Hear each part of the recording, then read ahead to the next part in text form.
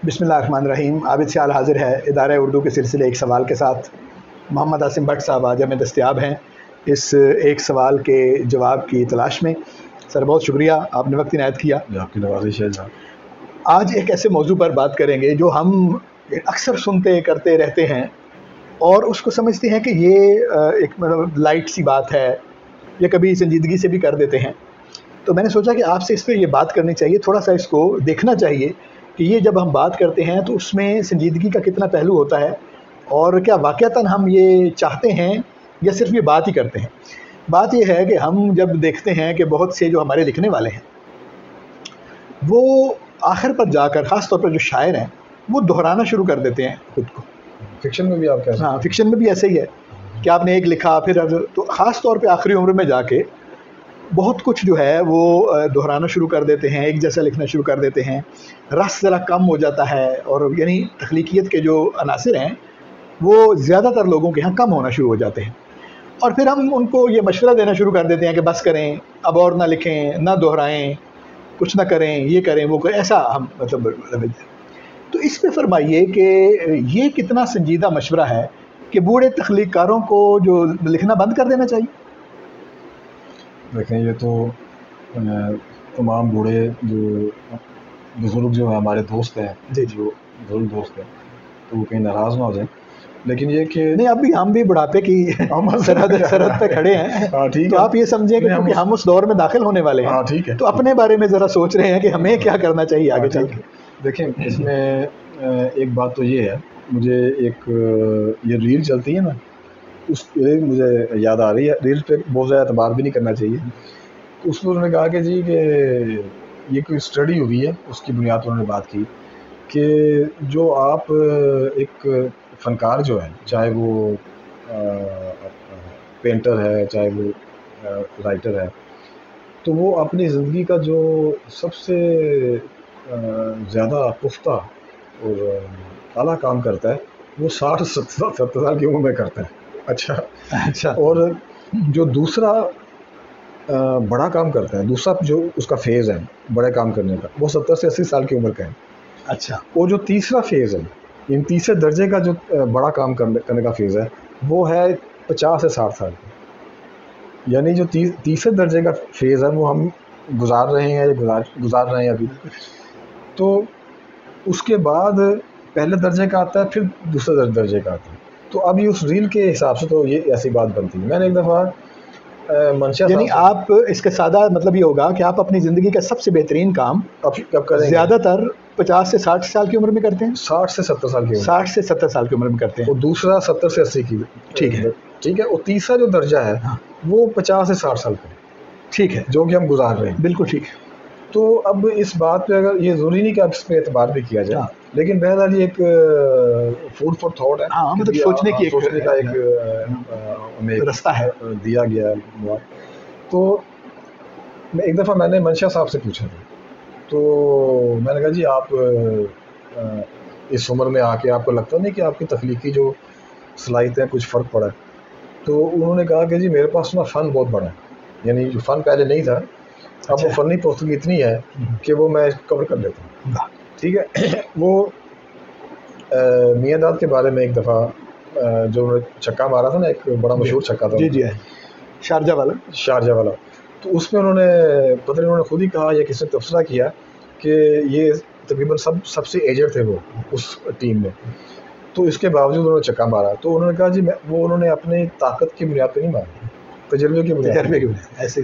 तो जो बुज़ुर्ग लिखने वाले हैं उनके पास दो चीज़ें बहुत अहम होती हैं, एक तजुर्बा और दूसरा जो फ़नी जो पुख्तगी, जो कि आपके आहिस्ता आहिस्ता आपके रियासत बढ़ती जाती है। सो अब इस दोनों की बुनियाद पर उनको सिर्फ एक हल्का सा आइडिया का एक शाइबा से चाहिए होता है, एक रेज़ा से चाहिए होता है, जिससे वो पूरा पहाड़ खड़ा कर सकते हैं।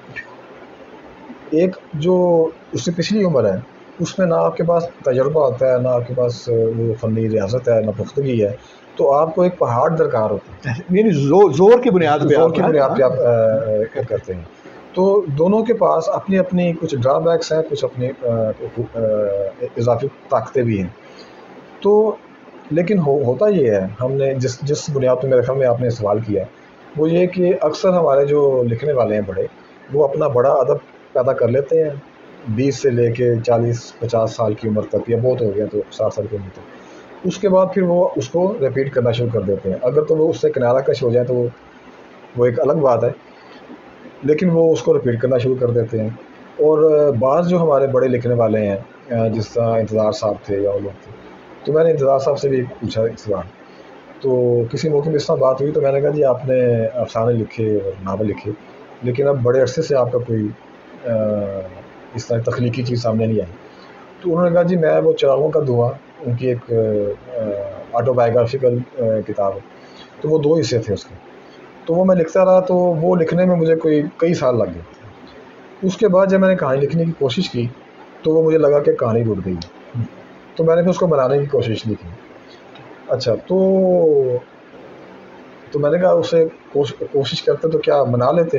कहते नहीं, इतनी अभी ताकत नहीं है। तो वो ताकत की बात है कि वो आपके पास एक उन्होंने क्या किया कि उन्होंने अपने आप को तख्लीकी, जब उन्होंने देखा कि ये तख्लीकी सोते जो हैं खुश्क हो गए हैं, तो उन्होंने फिर अपनी जो उस रियासत थी, जो उसकी कलम की एक ताकत थी जो उन्होंने हासिल की थी, उसको उन्होंने फिर अपने दूसरी नस्री जो एक मशगूलियतें हैं उसमें इस्तेमाल किया। उन्होंने बायोग्राफीज़ लिखी, उन्होंने और भी कई किताबें, सफ़रनामे लिखे। ठीक है, यानी अपनी नसर लिखने की जो रियाजत है, और तनकीद भी लिखी उस ज़माने में बहुत ज़्यादा, अलामतों का ज़माना। हाँ, और कई किताबें लिखी उन्होंने, और कॉलम भी लिखते रहे। तो उन्होंने अपने आप को इस तरह सर्च करते रहे। बहुत बड़े बड़े लिखने वाले हैं। लेकिन ये बात आप ये मसलन यहाँ पे ये नुक्ता है कि अगर वो उस तरफ ना जाते तो वो ना रूठती, ना उसे मनाने की ज़रूरत पड़ती। हाँ, जैसा कैसा भी था वो अगर लिखते रहते तो हो सकता है आखिरी उम्र में जाके कुछ 1-2-4 कहानियाँ उनके पास ऐसी आ ही जाती।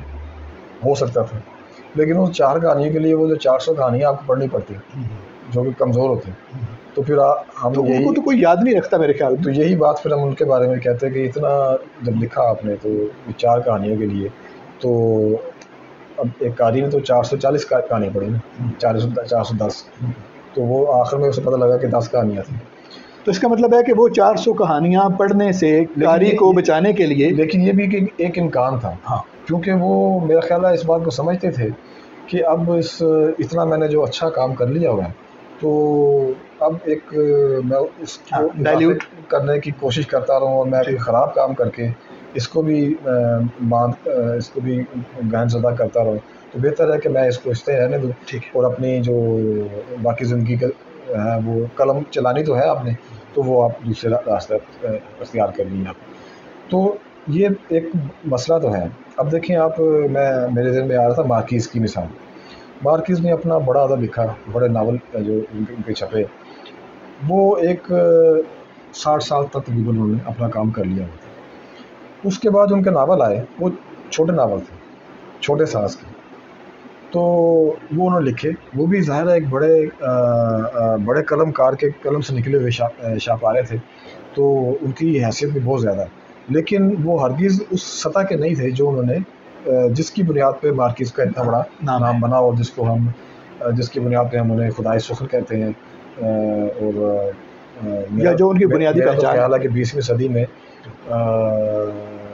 उससे बड़ा तो कोई लिखने वाला फिक्शन में नहीं था। क्या बात, तो इतना बड़ा उन्होंने दर्जा हासिल किया अपने तख्लीकी वफूर की। ये बहुत वैसे बड़ी बात आपने कर दी। हाँ, बड़ी बात है, ये बिल्कुल मेरे दिल की बात। हाँ, हो सकता गलत है, हाँ, हो सकता है आपका तासुर है, लेकिन ये मेरा तासुर है, और जो थोड़ा बहुत मेरा मुताला है, आप खुद लिखने वाले हैं, पढ़ने वाले हैं, आपने तर्जुमे किए हैं, तो जाहिर है मेरा ख्याल है कि तर्जुमे आपने काफका के किए हैं, लेकिन आप मार्केज़ को कह रहे हैं, तो इसका मतलब है कि आप बायस नहीं हैं। मार्केज़ के किए हैं, काफका किए हैं।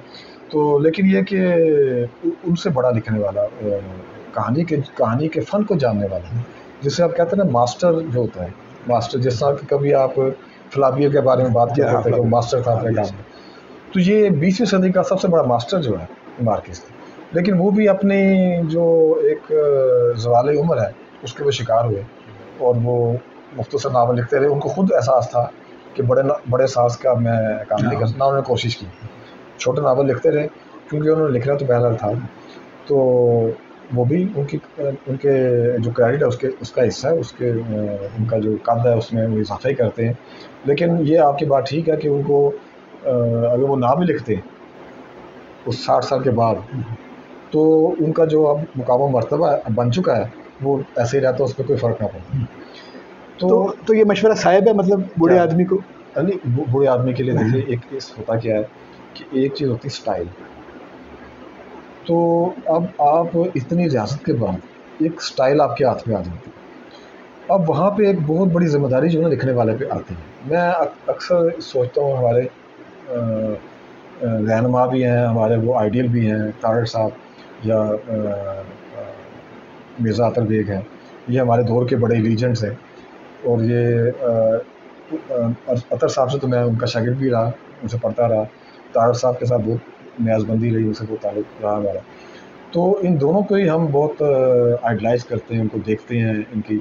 अब इनकी जो कुव्वतें हैं, अतर साहब ने तो लिखना ही 60 साल के बाद शुरू किया, उनका नावल ही 60 साल के बाद आया। जितने नावल, 4 नावल उनके आए, वो चारों के चारों 60 साल के बाद लिखे उन्होंने।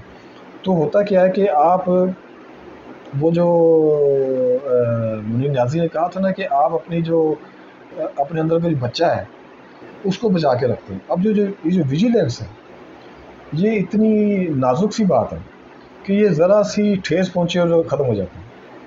तो वो एक जुनून, कमिटमेंट काफ़ी नहीं है, कमिटमेंट होती है इनकी, लेकिन एक वो जो जुनून है, और उस जुनून के साथ जो एक मासूमियत जुड़ी हुई है, उसको आप बहुत विजिलेंट होके उसको कायम रखते हैं और उसको फिर 60 साल के बाद भी चलाते हैं। बस मैं मिसाल देता हूँ। लेकिन ये भी उसका ये जो आपने मिसाल दी मिर्ज़ा अतर बेग साहब वाली, बड़ी अच्छी है। हाँ, इस हवाले से कि उन्होंने चूँकि पहले नहीं लिखा, हाँ, ये भी तो है। जो कुछ उनके पास था तो वो पकता उन्होंने बचा के रखा हुआ है। ठीक है, ठीक और लिया है, तो जाहिर है उसका एडवांटेज उनको हुआ है। ये पॉइंट है। लेकिन अगर आप अपना बहुत कुछ जो है वो पहले खर्च कर चुके हैं, जी बिल्कुल ऐसा, तो फिर नया आपके पास सामने ला चुके हैं, तो उसको फिर रेपुटेशन से बचने के लिए आपको बहुत बड़ी कुर्बानी देनी पड़ती है, बहुत कोशिश करनी पड़ती है। होता यह है कि आपका दिल सुगड़ना शुरू हो जाता है वक्त के साथ साथ, दिमाग जो ना वो ताकतवर फैलना शुरू।